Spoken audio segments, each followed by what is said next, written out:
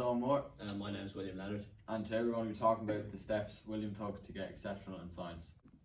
So what was your CBA brief and what topic did you choose? So for Science CBA 1 we had to carry out an experiment and do a write-up, and we were given a range of topics. So the topic that I chose was energy. And what was your general experience of CBAs? I thought the CBAs were very good. I enjoyed that they gave us more freedom to do the work that we wanted to do rather than just the curriculum in the classroom. And I thought that the whole experience of doing the write-up by ourselves and being given a lot of freedom was good.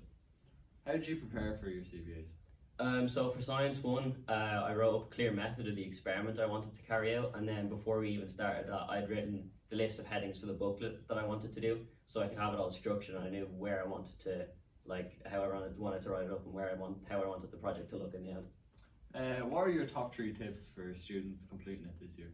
So for Science CBA 1, I think you need to keep the idea simple. I don't think you need to do anything too crazy because it's just a little experiment, and a lot of the marks are going to be for how you can display that in the booklet. So the second thing is, when you're thinking of your idea, you need to know how you're going to implement graphs and tables and stuff into your write-up, because that'll get you a lot of marks.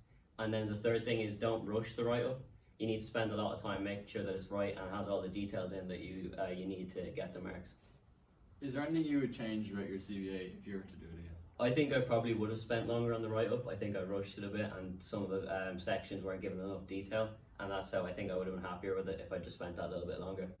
So what resources did you use? So I just used Google to figure out what the answers I should be getting from my tests, and also to help myself with ideas at the start. I looked up a Young Scientist website and things like that to see what other people were doing. What involvement did your teachers and parents have? So my science teacher, Miss Shahan, she helped me refine the idea and figure out how I could really test on the subject. And then my parents didn't really have much of involvement other than just helping me. My mom helped me a bit with the structure of the booklet, but that was about it. How did you manage your time inside and outside the class? So inside the class with the experiment especially, I needed to figure out how much time I had to complete each experiment, because it was leaving it to sit. So I needed to figure out in the 80-minute class. I also needed setup time. So about that, before, the night before, it was about figuring out how much time I could allocate to each thing.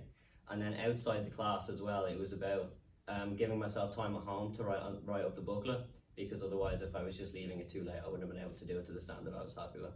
And how did you balance your CBAs with other subject work? So for the CBAs, I thought it was important to always have my homework done first, because especially in second and third year, homework is very important. So I didn't want to not give that enough time. So normally in the evenings, I'd get all my homework done, and then with the leftover time before dinner, I'd work on my CBAs, and that, depending on how much homework I had on a given day, that would depend how much time I had to work on it. Thanks very much for watching. Thank you.